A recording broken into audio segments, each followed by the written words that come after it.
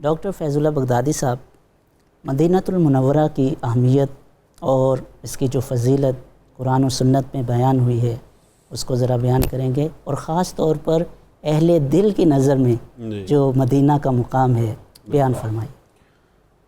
بسم اللہ الرحمن الرحیم۔ بہت شکریہ ساجد الازری صاحب۔ جیسا کہ مفتی صاحب نے مکہ مکرمہ کے حوالے سے بڑا ان ڈیٹیل بیان کیا ہے، ایسے ہی جو دوسرا شہر ہے حرمین شریفین میں سے وہ مدینۃ المنورہ ہے۔ مدینۃ المنورہ بننے سے پہلے یا مدینۃ الرسول بننے سے پہلے ہم اس کی اگر ہسٹری پر تھوڑی نگاہ ڈالیں تو اس کو مدینہ سے پہلے اس کا نام یثرب ہوا کرتا تھا۔ اور یثرب اس کا نام کیوں تھا؟ تاریخ میں یہ بھی آتا ہے کہ جس شخص نے اس شہر کو بسایا اس کا نام یثرب تھا، جو کہ حضرت نوح علیہ السلام کی تیسری یا چوتھی نسل میں سے اس کا تعلق تھا۔ اور جب طوفان نوح کے بعد آپ کی نسل پھیلی تو اس میں سے کچھ لوگ یہاں آ کر آباد ہوئے جنہوں نے اس شہر کو آباد کیا۔ اس کے علاوہ بہت سارے یہود، اگر ہم بابل کا تذکرہ کریں تو بابل کا جو فرمان روا تھا بخت نصر، تو اس نے جب یہودیوں کو وہاں سے نکالا تو بہت سارے یہود یہاں آ کر آباد ہو گئے تھے۔ اور اس کے علاوہ بنو قریظہ اور بنو قینقاع اور اس طرح کے دیگر جو یہود کے قبائل ہیں وہ کثرت کے ساتھ آ کر یہاں آباد ہوئے تھے۔ تو اب اس سے ذہن اس طرف بھی جاتا ہے کہ یہودیوں نے اپنی کتب کے اندر جو آسمانی صحیفے اور کتابیں ان پر نازل ہوئیں ان کے اندر، اور دیگر اپنے احبار سے سن رکھا تھا کہ نبی آخر الزمان نے اس شہر میں آ کر بسنا ہے اور ہجرت کر کے مکہ سے یہاں تشریف لانا ہے۔ یہی وجہ ہے کہ وہ جوک در جوک اور کشاں کشاں اس شہر کی طرف آ گئے تھے اور اس شہر کو آ کر انہوں نے اپنا مسکن بنا لیا تھا۔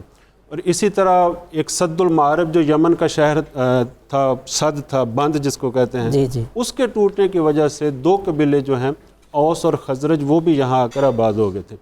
پھر بالآخر جو حضور نبی اکرم صلی اللہ علیہ وآلہ وسلم کی ہجرت ہوئی مکہ مکرمہ سے، تو آپ یہاں آ کر آباد ہوئے اور آپ نے اس شہر کے لیے برکت کی دعا کی۔ سبحان اللہ۔ اور جیسا کہ آپ نے انٹرو میں بھی بیان کیا کہ آپ نے فرمایا کہ ابراہیم علیہ السلام نے اس کو حرم بنایا تھا اور میں اس کو شہر مدینہ کو حرم بناتا ہوں۔ سبحان اللہ۔ اور آپ نے یہ بھی فرمایا تھا کہ لکل نبی حرم و حرمی المدینہ، کہ ہر نبی کا کوئی نہ کوئی حرم ہے اور میرا حرم جو ہے وہ مدینہ ہے۔ سبحان اللہ۔ تو آپ علیہ الصلوۃ والسلام نے اپنی عمر مبارک کے جو آخری 10 سال ہیں وہ اس شہر مدینہ میں گزارے، اور اسی شہر مدینہ میں آپ علیہ الصلوۃ والسلام کا پھر جو ہے وہ مدفن اور روضہ انور جو ہے وہ یہاں جو ہے وہ بنایا گیا۔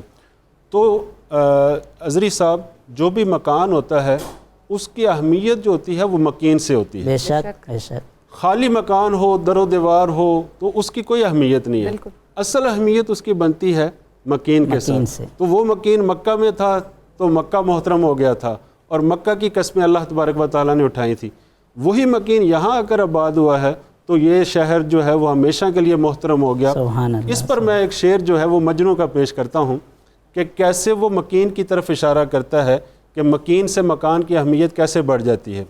مجنوں کہتا ہے کہ امر علی الدیار دیار لیلا اقبل ذل جدار و ذل جدار وما حب الدیار شغفن قلبی ولیکن حب من سکن الدیار، کہ میں جو ہے وہ لیلا کے در و دیوار سے گزرتا ہوں، کبھی اس دیوار کو چومتا ہوں دیوانہ وار، کبھی اس دیوار کو چومتا ہوں، لیکن یہ یاد رہے کہ یہ در و دیوار کی محبت میرے دل میں نہیں رچی بسی، بلکہ اس کی محبت رچی بسی ہے جو ان در و دیوار میں رہتی ہے۔ تو یہ اس سے جو ہے وہ حضور نبی اکرم صلی اللہ علیہ وسلم کی وجہ سے جو ہے وہ شہر مدینہ جو ہے وہ عشاق کے لیے ہمیشہ جو ہے ان کا دل ہمیشہ اس کی طرف کھچا کھچا چلا آتا ہے، اور وہ ہمیشہ اس کو محبت کے ساتھ یاد کرتے ہیں اور محبت کا دم بھرتے ہیں اس شہر مدینہ کے ساتھ۔